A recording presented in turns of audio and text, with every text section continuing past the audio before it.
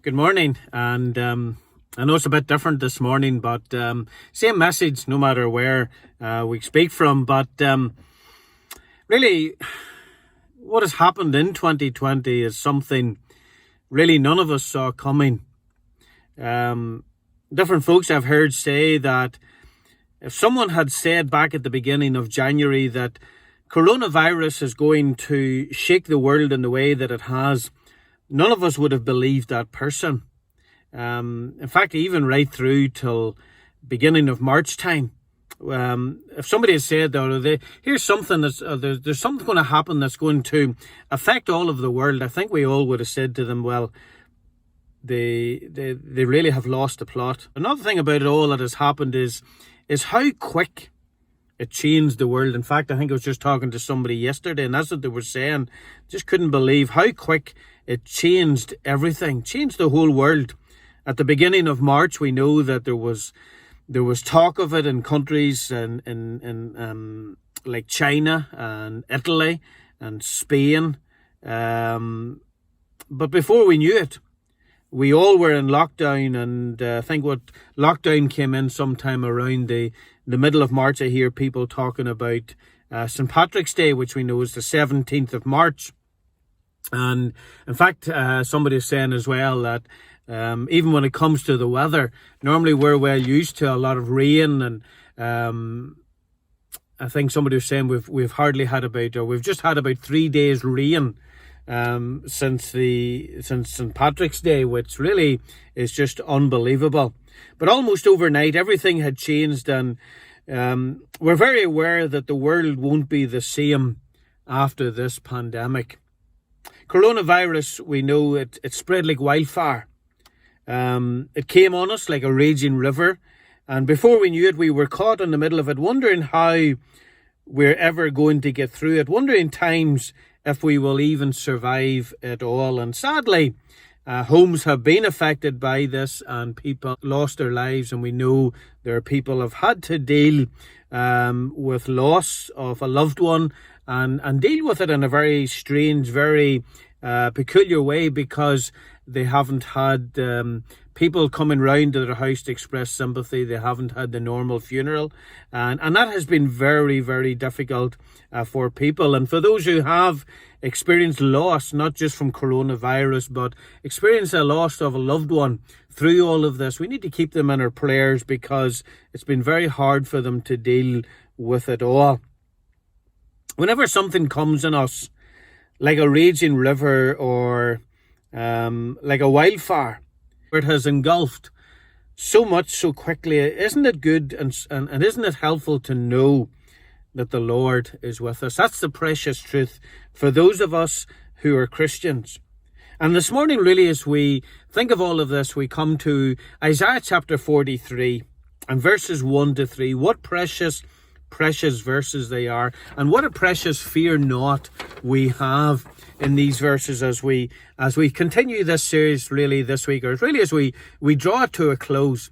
This series just simply entitled Fear Not. Isaiah 43 verse 1. But thus saith the Lord that created thee, O Jacob, and he that formed thee, O Israel, fear not, for I have redeemed thee. I have called thee by thy name, thou art mine. When thou passest through the waters, I will be with thee, and through the rivers they shall not overflow thee. When thou walkest through the fire, thou shalt not be burned, neither shall the flame kindle upon thee. For I am the Lord thy God, the Holy One of Israel, thy Saviour. The big question whenever we read of all of this, we read about going through the fire, we read about going through the river, through the waters. The big question in it all is this: does God really go with us through it all? Well, my response to it all this morning is this: just ask Moses about it, and ask the children of Israel and about them at the Red Sea, being at the Red Sea with the noise of the Egyptian army closing in on them. Yet what we see is that God was in the midst of his people, protecting them, because we know what God did. We know how God divided the waters. God took them safely through the waters, and God brought them out safely on the other side. And yet, whenever the Egyptian army, the people who were not the people of God, who had no love for God, what does it happen to them? Well, we know that the Red Sea, the waters closed in on them. Hebrews 11 and verse 29, it says, by faith they passed through the Red Sea as by dry land, which the Egyptians, essaying to do, were drowned. We see God's faithfulness to this promise that we have here in Isaiah chapter 43, and him saying, fear not. But then we think about the fire.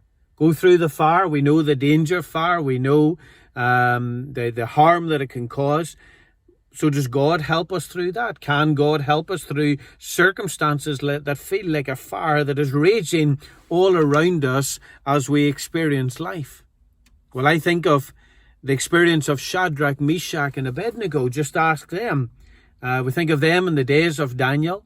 In Daniel chapter 3, in verses 21 to 25, it says, then these men were bound in their coats, their trousers, their turbans, and their other garments, and were cast into the midst of a burning fiery furnace. Therefore, because the king's command was urgent and the furnace exceedingly hot, the flame of the fire killed those men who took up Shadrach, Meshach, and Abednego. And these three men, Shadrach, Meshach, and Abednego, fell down, bound into the midst of the burning fiery furnace. Then King Nebuchadnezzar was astonished, and he rose in haste and spoke, saying to his counselors, did we not cast three men bound into the midst of the fire? They answered and said to the king, true, O king. Look, he answered, I see four men loose, walking in the midst of the fire, and they are not hurt, and the form of the fourth is like the Son of God. What amazing verses these are. What an amazing experience that this was for Shadrach, Meshach, and Abednego. What is it the Lord said to his people in Isaiah 43 and verse 2? He said, when thou passest through, when you pass through all of this. He doesn't say if, he says when. So don't be a fool, can I say to you today, don't be a fool in thinking it'll never happen, that we will never go through the experiences of life where it feels like we're in the midst of raging waters, raging rivers, or we feel that we're like in the midst of a raging fire. God says when, not if. Also, it's most interesting what actually God does continue to say in these verses. And these words say the Lord uses about them as his people, and when they encounter the waters, the river, the fire, and the flame, he says, when thou passest through the waters. And then he goes on to say, when you walk through the fire. You see, the Lord was telling them that actually they would come through it, that they would come through these experiences. In the Lord's mind, there was no thinking of them being destroyed by them. See, God uses words that is saying to them, you're going to come out the other side of it all. I don't know about you, but in the light of this, I believe I hear the Lord saying, fear not. That's why we can trust in him. That's why we ought to be a people who continue, and I've been saying this throughout this week, I say it again, be a people who continue to look unto him through it all, that we don't let ourselves be overwhelmed with it all, that we don't let ourselves be filled with great fear that we almost lose our mind over it all. God is the one who will go with us through it all. He knows that we will go through it. He knows that we are going through it. But say, I love those words. He says, when thou passest through, when thou walkest through the fire. Oh, may we do that with him, knowing that he's surrounding us, knowing that he can protect us, knowing that he can carry us through it all, and that one day we'll be able to look back knowing that our God truly is a faithful God.